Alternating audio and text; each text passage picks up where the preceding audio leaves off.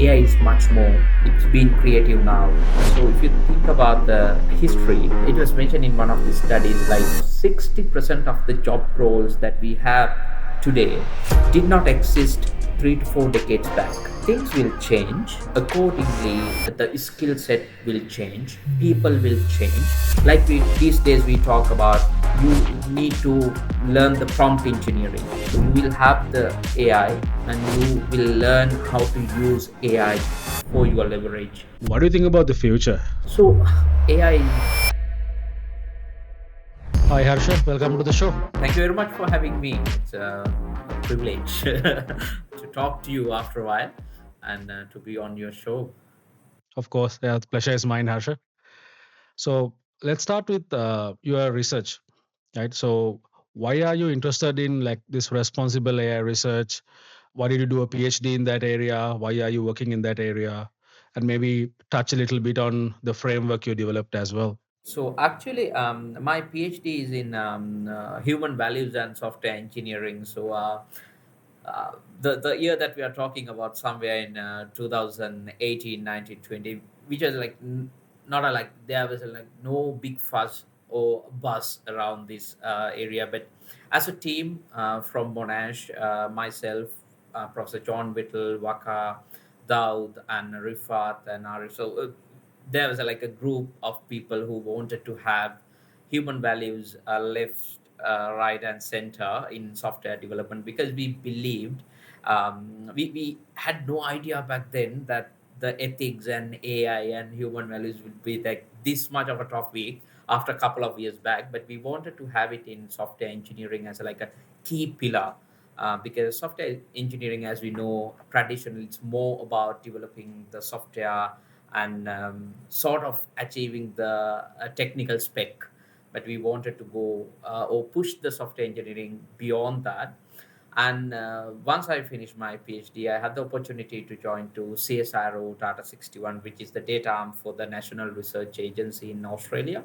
So actually, I'd like to mention it as a privilege to work with the largest responsible AI research team in the country. I worked in two main projects. So one thing was like we called it AI for Mission, the national level AI research work, which was contributing towards the Australian missions. There are six of them in the CSRO. I'm not going into the details. But I had the opportunity to do the risk assessment for eight of them, a comprehensive risk assessment work, where that I had to talk to different layers of development of this project. So it could be in the process level, acceptance level, and even the very bottom development level, talking to scientists, developers, and identifying the risk elements of the AI. On the other hand, I was sort of fortunate to talk to more than 30 global level companies, which was a collaboration between Alfinity, the investment management company, and the CSRO. So we talked to global and local leaders on their responsible AI practices, what they do, how they approach this big wave.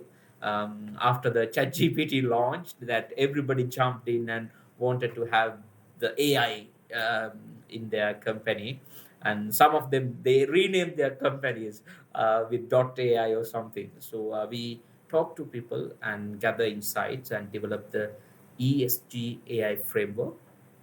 That was like a collaborative work, not just me, a lot of people involved.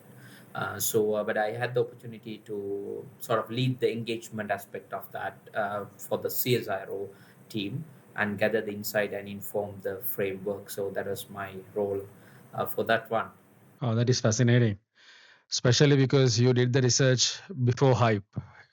So yeah, if you are, yeah, if you ask the same questions now, answers might be different. So, based on all of that research and your discussions with CEOs and CTOs, do you have an idea about how they see using AI tools in their business versus them being AI ready? To put a bit of a like a context around, so some of the recent surveys suggest that more than 80-90% of the pilots never scaled up I saw beyond. that. It Yeah. doesn't go beyond the labs, Mhm. right? So Yeah. there is to put in a like a very simple way that using AI for their bit of like email writing or productivity stuff is sort of like a play area. But if you really want to have the pay, if you really want to cultivate the money around that or the develop the value around that, so you have to go beyond the labs. So development AI is something else, but the harder bit would be the deployment and the monitoring and the scaling of the AI projects that you do. So yeah, it's at the moment 80-90% projects are like sort of in the dump.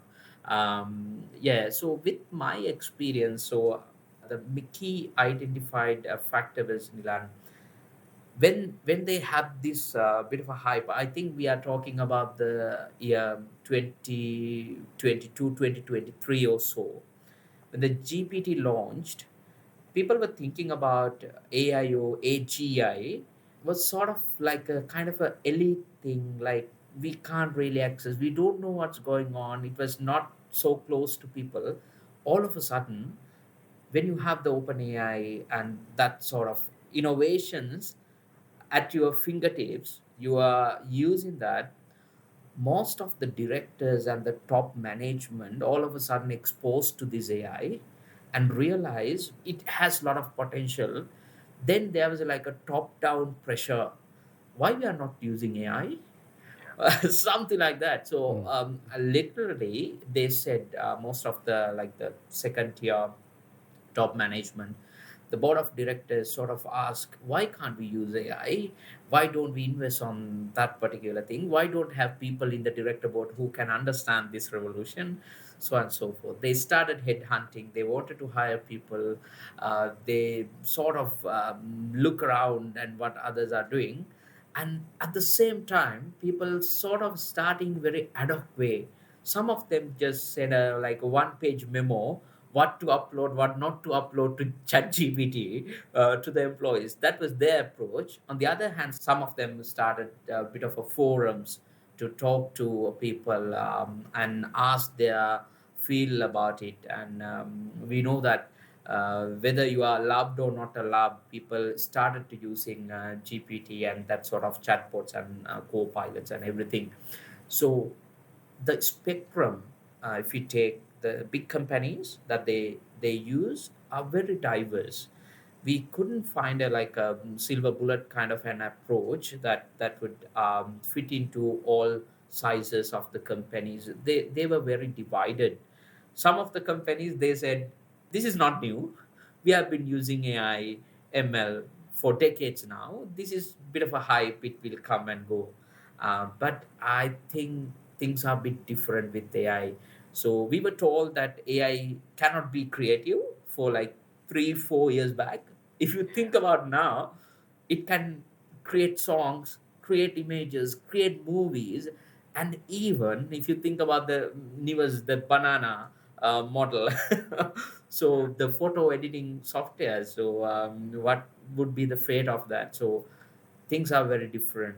AI can drive vehicles now, and we were told that AI cannot be compassionate, they don't have empathy, and so on and so forth.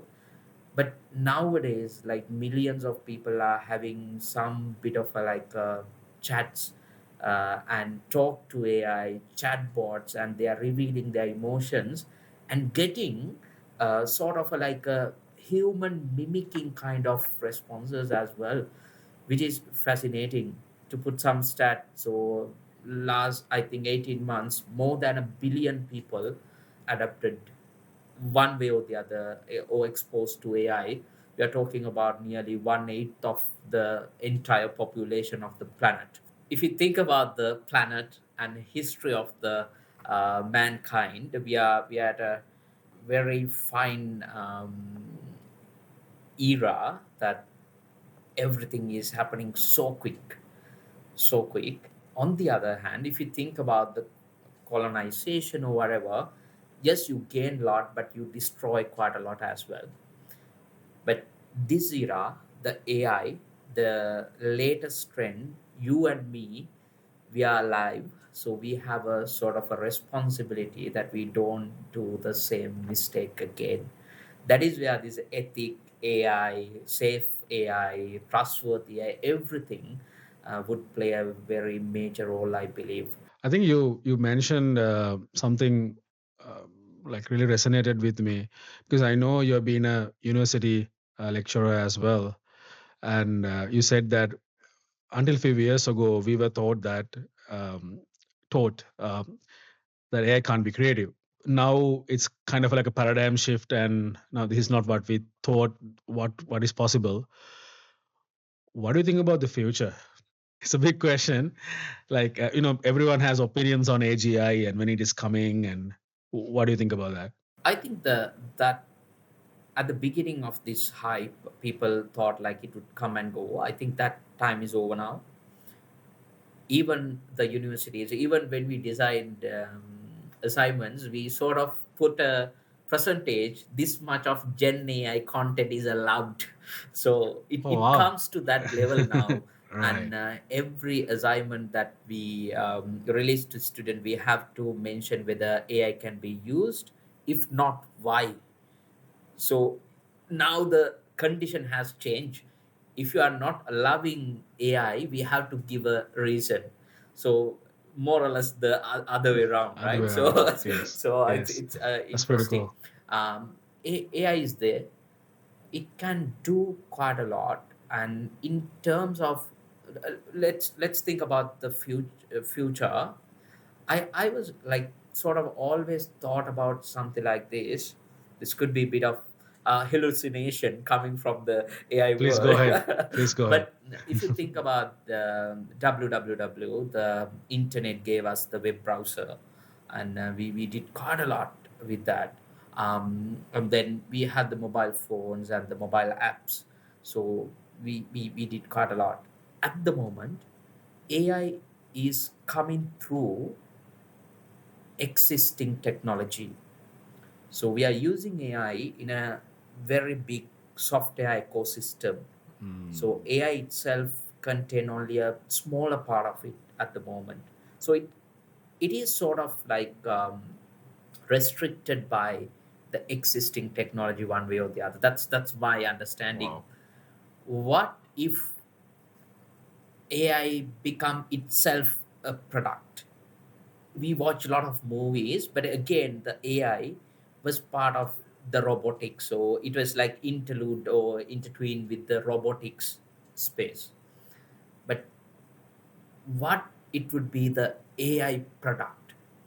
AI becomes a product itself. What kind of thing it could be? So nowadays we're talking about the starting from the spam filters, a very simple AI chatbots, up until autonomous cars and drones and whatnot. But everything is sort of restricted by the existing limitations of the other technologies around AI.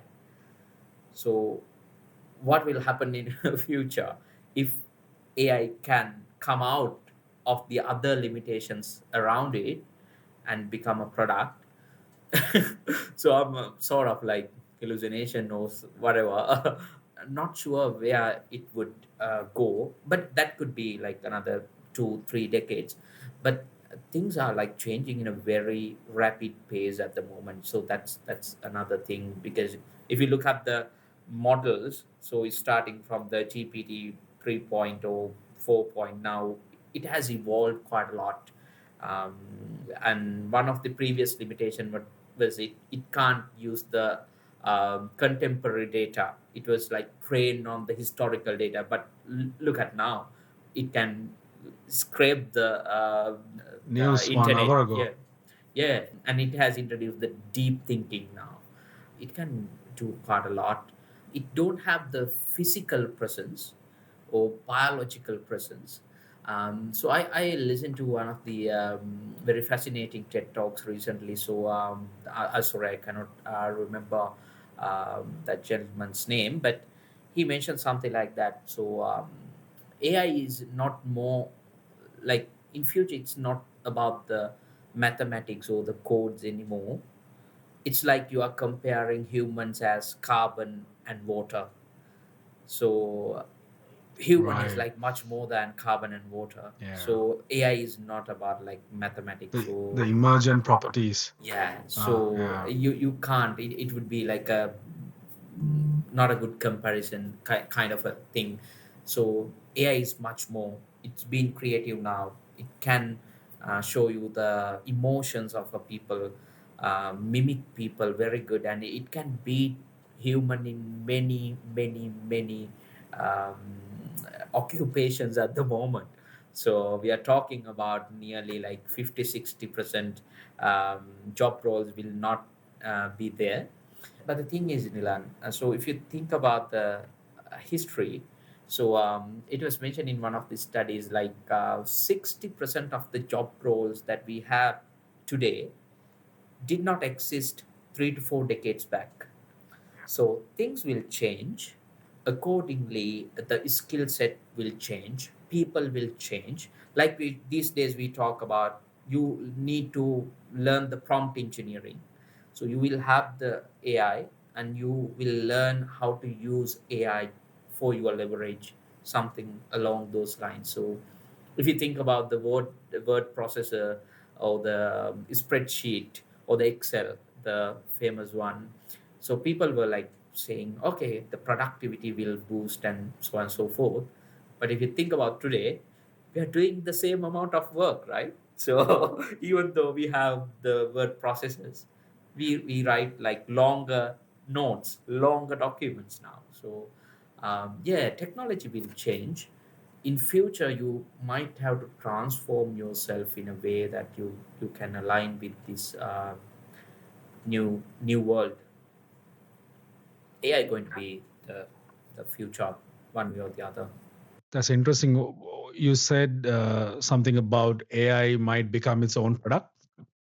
So it basically took my mind to something I was thinking about. Like, imagine, I think late 80s, when the US defense were like inventing the modern internet. Imagine them thinking, can I swipe and find a girlfriend right from this, or get a car, come to me, or order food, or because you cannot fathom what is possible right now. It will arrive at some point and it will feel obvious. So coming back to executives like CEOs and CTOs, how do you think they see technology and risk? We touched this a little bit, right? So when they want to scale a project across the organization, what do they think about from your experience? Yeah, so actually, in this landscape, there are three major things: regulations, standards, and the frameworks. Regulation like UAI Act, and followed by various different countries, sort of like following the example UAI Act at the moment, Japan, um, US, and South Korea, and Canada. So obviously they have some rulings coming up near future. And then you have the standards like ISO 42000 family, IEEE, different standards. So that's in that space. On the other hand, we have frameworks. If you look at the NIST framework coming from US and the New South Wales, we have a different framework in Australia, and 8 principles introduced by the DISR Australia. So there are different frameworks and ways that you can look at the risk and identify risk and evaluate risk. At the moment, there are like many information out there, but how to comprehend them, so how to choose what is the best for us.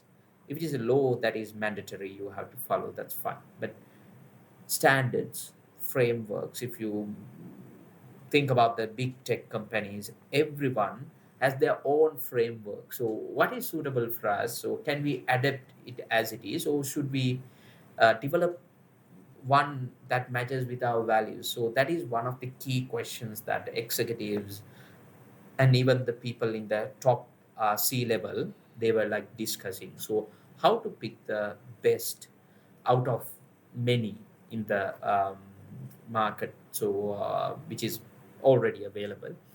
And most of the time, if you think about these frameworks, it has like nice principles around it, and it has the definition, some guidelines, what to do, what not to do, but it lacks the operationalizing part of those principles. Some of the principles are like very known. So let's say security. So the model security is like well known. People have researched for years on that. You know what are the best practices and so on and so forth. Even the fairness, now these days you have tools and texts and everything. But if you think about the human environmental impact about AI and ML, and what can go wrong if something, especially when it's come to AI ML, you it's probabilistic, right? So the risk, everything we talk about, probabilistic.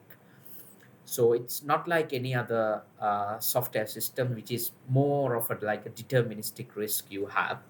You know what are the risks, you know how to mitigate them, you know the mitigation policies. So you know that if we place this mitigation, it will solve, not if not the entire thing, but at least part of that risk. But with AI, most the top level people are concerned about the mitigation and what are the steps that we have to follow. Now it has bring up the Swiss cheese model back again in the bus. It is like the Swiss cheese has like holes into it. So you are layering up mitigation after the other, sort of hoping that not all the holes will stack up each other. So that will create a Wow. big hole in your defense system, which was like introduced back in 1990s or so. But the AIML bus has brought up to the surface again, that people are talking about when it's come to responsible AI and risk mitigation. You have to layering up the mitigation one after the other. Um, but when it's come to executive, few things. One thing is how to pick the best framework that aligns with your company policies and values. That is something that they really interested in at the moment. And at the same time, how to navigate through all the risk, because unlike the health and safety risk, you can define the numbers. What is the, let's say, the economical or revenue impact? What is the reputational damage? How to evaluate that? So you can have numbers in front, but unless you put the AI ML risk and attach that with a business KPI, you are sort of in a bit of a like a kind of a situation that you are working this around with a ad hoc manner. You don't know what you are doing. So it is very important that you understand the AI risk and how you can translate into a business KPI what's going on. If something goes wrong, what would be the impact? On the other hand, if something goes wrong, what you should do. So that is again, the people are still researching. There is no status quo, golden rules, or state of the art kind of thing. People are always researching and try to improve the level of safety for AIML. So CSRO, I'm not a part of CSRO anymore, but still, um, CSRO sort of focusing on at the very ground level. You have tools for the fairness and everything. At the top, you have the principles and the frameworks, everything. But in between, there is a big gap. How you translate that um, subjective kind of principles to more ground level AIML safety and kind of a factor. So that gap is another big thing. Finally, the return on investment. AI is not really cheap um, work to do, a lot of time and effort, and some sort of a risk that you take with that. So, what sort of a ROI that we can bring from there? If you look at the, let's say, the Australian ethical AI principle, there are 8 of them. So, some of them are very known, like let's say the accountability, and the reliance or reliability or the safety, fairness. Those are like so sort of like setting up the compliance level kind of a work. But there are few things like human values, human environmental well-being, that kind of a thing can be the value adding to your product or the company.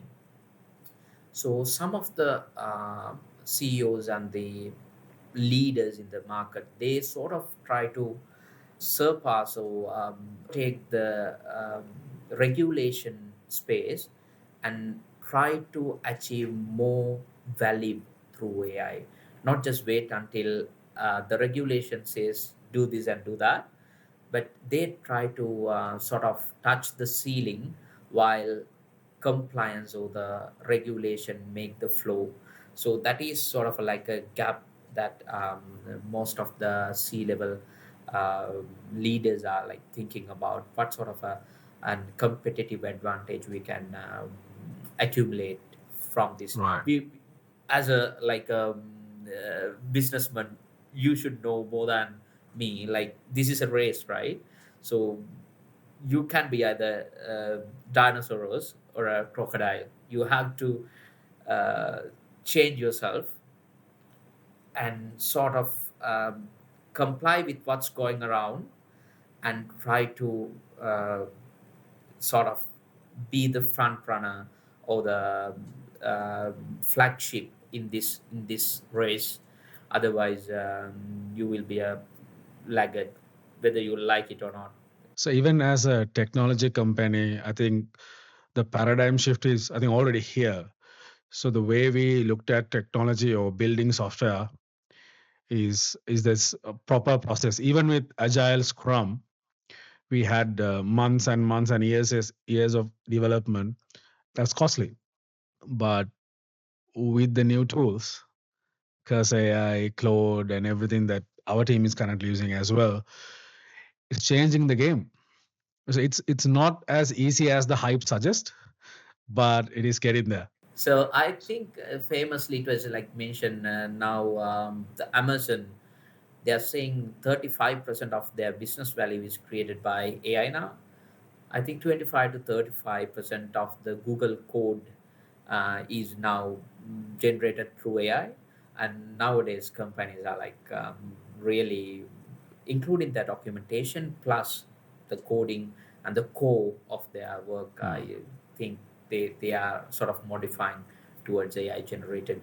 And yeah, AI can pick a lot of things that general the engineers might uh, simply uh, they can't pick. So AI is like, Yeah. yeah, you are having a like a person who reads and eats code 24 hours for years, trained with that, and now you it's kind of a buddy, right? So in pair programming, we traditionally we were taught like someone is coding, someone is checking, blah blah blah.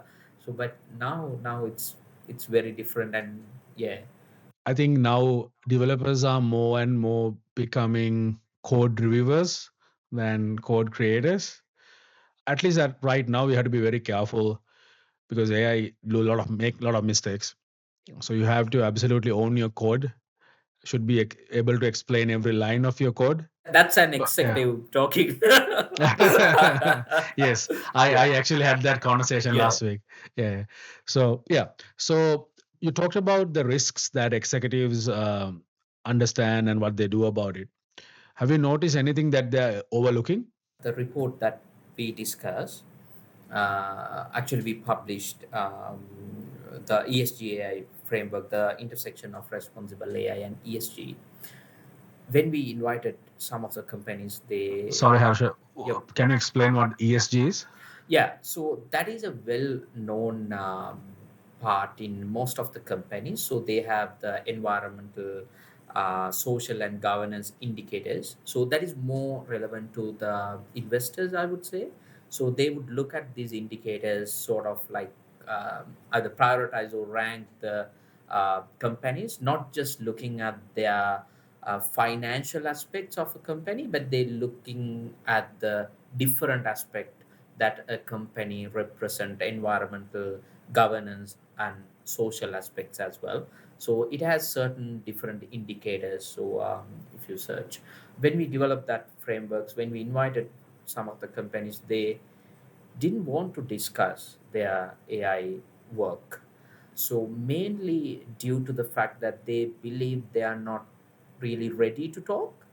But I think it's at the moment it's a trial and error, right? So you can be vocal about what you are doing, and if there is a risk, you can be very transparent about that. So that should be a like a very important thing. Most of the companies, they sort of try to stop their pathway at the internal level and do not want to come in front of the general public.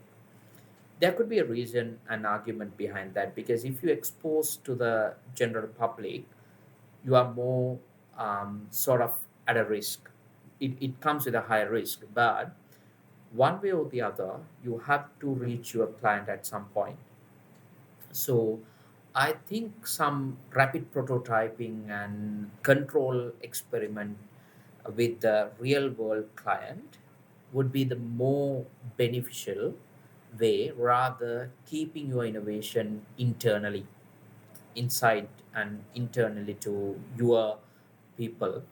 That is something that at the moment, some of the C-suite people, they do not want to take like more risk on board, try to keep the innovation at a particular level. They do not want to explore the rest of the forest at the moment.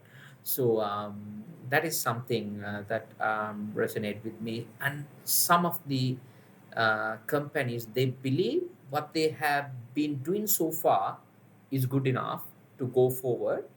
And I think that might not be the case with the new paradigm shift. And especially if you think about the history, some of the waves come and go, that's fine. But now everybody in the world is like talking about AI and how to use that. So I think things will be very very different. If you look at the job market at the moment, every occupation, every job description now has a bit of an AI going on, whether either use AI or leverage AI to your competitive advantage. So the main thing that they didn't see how to capture the entire spectrum of the AI, they want to restrict themselves because of the risk. Could be like a valid argument from their end, but I think things will be very different. And if you don't want to be the front runner, so yeah, you will be left behind. Yeah, not taking a risk can be a risk. Yes, Yeah. very much. So it's a good segue to the last section of few of my questions.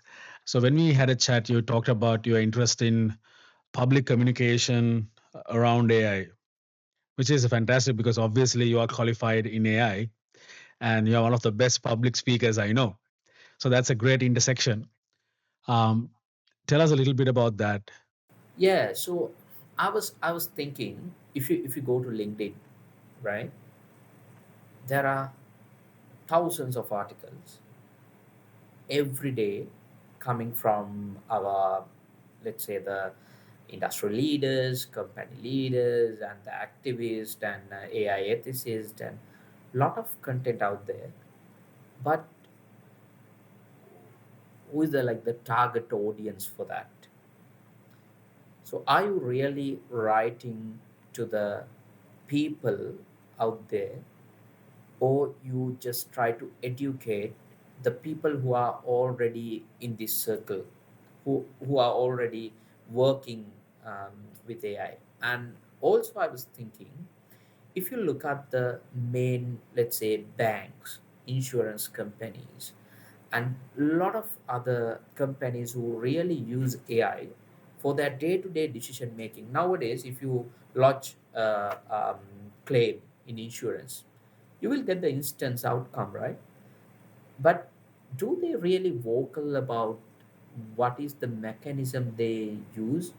behind that, you will get many suggestions from, could be a bank, could be a different application, but are they vocal about what is going on, how you decide these decisions, or how you come up with these notifications, and in a way that how you actually get the advantage of using AI, being like very open about that and talking to the general public about that. So what we found in our research is like, people are doing research utilizing AI and even deploying AI behind the curtain. They don't want to come in front and tell the people, this is what we have been doing, these are the results that we get. There is a risk, then this is what we do about it. So that transparency is not there. And even if you try to do that, that is in a not a very common man friendly way. So I was very like fascinated or interested about how, very simply put, a company can communicate their vision on AI, what they are planning, how many people are working for them. So that is like pretty fascinating work. A lot of money put into that. Like if you look at a company like Accenture or something, they are putting like billions out there. But have they put that message across to the general public or the people who really interested about their work or the stakeholders? I'm not taking that particular company, but in general, what are the efforts that you have put to take this message to the general public, the people who would love to hear from their companies, so what they do? So rather just they consume an app or tool or feature, it would be really nice addition that companies would be a bit more vocal about what they do. So we see that a lot of podcast and things are coming up, which is a very very good thing, which is a very interesting thing. And then we circle back to the risk element, because when you go public, there is a risk again. So to what extent you have to expose yourself to the public, that is again a risk, because as we know, there is a one principle says contestability. So in Australian ethical AI principles, that if someone takes a decision, let's say an AI system, the people should be able to go back and contest against it if you want, if you will. Mm. So that's sort of like a uh, uh, bit of a fight going on. So to what extent we can reveal our things, to what extent we should keep information inside. But my take on that front would be, let's be transparent. Let's be transparent. And in that way, actually, we can introduce the risk mitigation strategy, that you push the risk towards the people. They can decide whether they want to consume or take that risk, rather pushing AI towards the general public. Be vocal about it and wait till they pull, so that you can Mm. deliver the AI. So yeah, that's what I think. That's interesting. The level of transparency. I was listening to one of these old Steve Jobs podcasts or video, and he said, paradoxically, the organization that mention quality the least is from Japan, right? Because like when you think of quality companies, you think of Japan. So he's basically saying you have to maybe show it, not say it, right? So maybe it's a counter argument to what you are saying, but I'm sure there is a balance. How do you say it?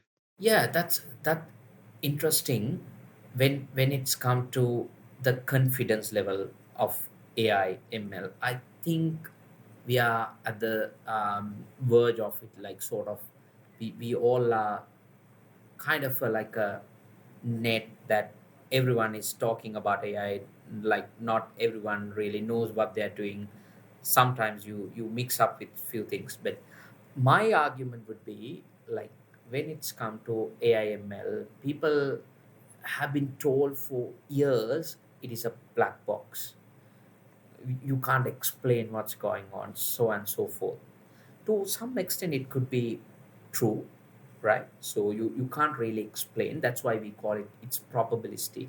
So that is the exact same thing. I think we have to transform in a more friendlier manner so people understand what's going on, but eventually, like you mentioned, you can show what we are achieving, what we are doing, so how good we are, and there is a element of risk and what we do about it, right? So that is, the results can give you some sort of a confident, but be transparent about it, give you the resilient from the people. So that's what I think. So you can show the results, but to what extent of this common man can understand that outcome? So they will see the final outcome, but at some point if you lose their trust, that could be the end of it. You probably you will be end up in like a news bulletin or somewhere, right? So Yeah, that is something we discussed back in my PhD, and we saw that when something goes off, you often being end up in the like a very bad position, right? So we were told about the facial recognition that cannot recognize the black faces, misrecognized with a gorilla or whatever. So those stories will stay for a long, long time, right? Even though those models has evolved thousand times now, right? So it can't recognize people, but those stories and that let's say false positives or false negatives that will yeah, stay in people's head for a long, long time. That's where I would come and rally behind the banner. You have to be very transparent, you have to be vocal about the risk, but on the same page you have to tell people what you are doing about it.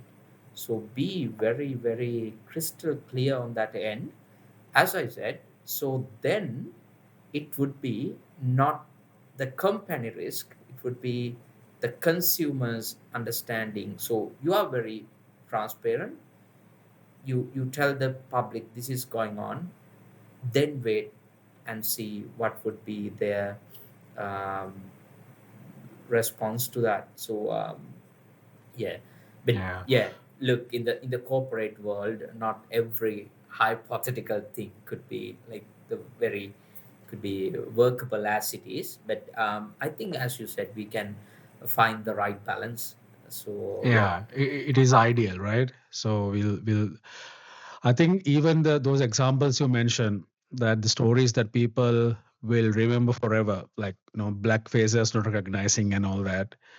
I don't think any of the scientists who worked on it had any malice. Like, the intent was pure, but if it's very hard to understand. But if it was explained, people would have understood. And also, I think Facebook and Google, those were companies like loved by masses, like maybe 15 years ago. And then the algorithms are not clear, and so it's a whole story about it, right? So I think communication could have helped a lot in that instance as well. If you're talking to a CEO, what would you tell them on what they can do differently when it comes to speaking to public about AI? first thing would be, don't put it in a way that people get more confused about it, like not a black box or whatever, and be realistic about it. Most importantly, improve or the develop the training, knowledge, um, and the capacity. in your company around AI, right? So it's not about like you are leaving people behind, but putting them in a different position and a different way that they can contribute more towards your vision and the mission of the company. So when it's come to communication, it's very important to have a strategy. What you would do. Let's take a simple example.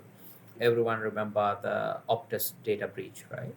So the big companies, they have some incident responding teams and mechanisms, and how, what kind of a email template that you should send in this kind of, so and so forth. Similarly, so have you thought about what could go wrong in AI, ML, and how you are going to explain that to the public? So if something goes wrong, you can't like uh, just thinking or doing something at that particular point. You have to be thoughtful about, you have to have a plan. If something goes wrong, this would be the process we will follow. So that's what sort of kind of a thing that you can be prepared, especially for the public engagement. At some point, you can't leave your innovation internally. You have to meet the real world. Yeah, So you can't simply, in your whatever the internal system, there is a little box coming up with the AI suggestions or whatever. You can't leave your innovation there in future. So you have to take charge, and then first of all accept the risk. Yes, there is a risk, and then we can go from there, what we do about it, and even have a plan. And even for the communication as a strategy, you can have a nice simple plan. So over like 3 months period, what kind of information we could share, how we can actually share the knowledge about AI to our clientele, our customers. They are the people who have put trust in us. That's how we generate revenue, right? So that's, those are the people paying for our service. So they, in a way, they have a right to know what's going on in the company. So have a little plan. Probably you might need to have some sort of specialist in communication or whatever, but I think it should not be sort of like a kind of a premium thing. It should be more spread across the world, as well as the general public. If you are a company, your clients, everyone. So you when you pick clients, sometimes you can pick, but sometimes you accept everybody, right? So when you give, you also have to think about the everybody that you have collected over the time. absolutely. I think that communication will be important as we go because companies will become more and more and more AI as we go if this trend continues. And at some point, that AI itself will become a company, a product. So as you mentioned, so then this becomes more and more important. Yep. Listen, Harsha, it was pleasure talking to you. It was really a great conversation. Thanks for your time. Yeah, thank you for having me.